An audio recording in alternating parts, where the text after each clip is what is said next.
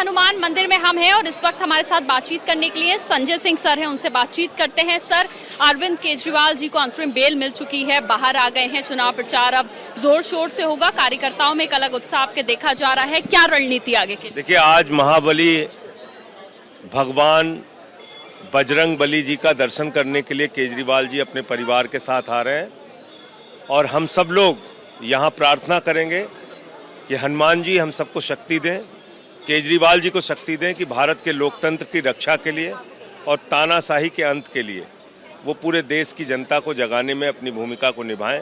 ऐसी प्रार्थना करने के लिए आ रहे हैं। ये सर्वोच्च न्यायालय का जो फैसला है ये बहुत ही स्वागत योग्य है और इससे भारत के लोकतंत्र और संविधान को बचाने में मदद मिलेगी। आप तानाशाही की बात कर रहे हैं, लेकिन बीजेपी लगातार हमलावर है। उसका कहना है कि जो गठबंधन है, जो अलायंस है, वो इतनी सीटें नहीं लेके आ पाएगा और ये बार बार इस बात पर भी सवाल उठा रहा है कि ईडी सीबीआई की जो जगह जगह रेड हो रही हैं उससे कुछ हासिल नहीं होने वाला है। वाकई ही ये सब लोग दोषी हैं, इस तरह का उन लोगों की तरफ से आरोप है कि 300 से ज्यादा सीटें इंडिया गठबंधन की आएंगी, इंडिया गठबंधन की सरकार बनेगी और निश्चित रूप से ये जो तानाशाह सरकार है जिसका मकसद है किसानों को कुचलना, नौजवानों को बेरोजगार रखना, देश में महंगाई बढ़ाना, इस सरकार का अंत होगा। आप पूरे विपक्ष को खत्म करना चाहते हैं तो फिर लोकतंत्र कहाँ बचेगा? आप अकेले चुनाव लड़ना चाहते हैं तो फिर तो तानाशाही है। तो इस तानाशाही का अंत होगा और मैं समझता हूँ कि पूरा देश आज की तारीख में इस सरकार के खिलाफ खड़ा है। अंतरिम जमानत है अभी, तो आगे तो लंबा स्ट्रगल आप लोगों का भी जारी रहने वाला है। किस तरह से आगे की प्लानिंग आप लोगों ने करी है, क्या कुछ आगे करने वाले? निश्चित रूप से जो न्यायालय की प्रक्रिया है उसका जो हमारे वकील हैं उस पर वो निर्णय लेंगे और केजरीवाल साहब को आगे भी राहत मिलेगी। यहाँ आतिशी जी भी जो है साथ में है।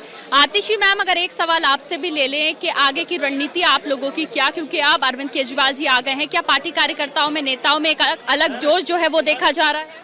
देखिए, आज सिर्फ पार्टी कार्यकर्ताओं और नेताओं में जोश नहीं है, आज पूरी दिल्ली के लोगों में और देश के लोगों में एक उत्साह है, क्योंकि जो लोकतंत्र पर हमला हो रहा था, जो संविधान पर हमला हो रहा था, जो भारतीय जनता पार्टी षड्यंत्र रच रही थी, उस षड्यंत्र का अंत हुआ है और अब देश के लोगों को उम्मीद है कि इस तानाशाही के अंत की शुरुआत हो गई है। अरविंद केजरीवाल किस तरह से चुनाव प्रचार को अब आगे लेकर चलेंगे, क्या कुछ रणनीति आप लोगों ने बनाई है? देखिए, अरविंद केजरीवाल जी के शरीर का कतरा कतरा इस देश के संविधान और इस देश के लोकतंत्र के लिए समर्पित है।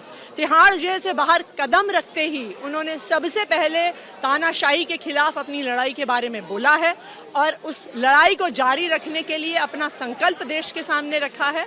तो अरविंद केजरीवाल जी का ये संघर्ष तानाशाही के खिलाफ और लोकतंत्र को बचाने के लिए जारी रहेगा। दिल्ली में जिन सीटों पर आप लड़ रहे हैं उसको लेकर कितना विश्वास, कितनी उम्मीद आप? देखिए, दिल्ली के लोग अरविंद केजरीवाल जी के साथ हैं।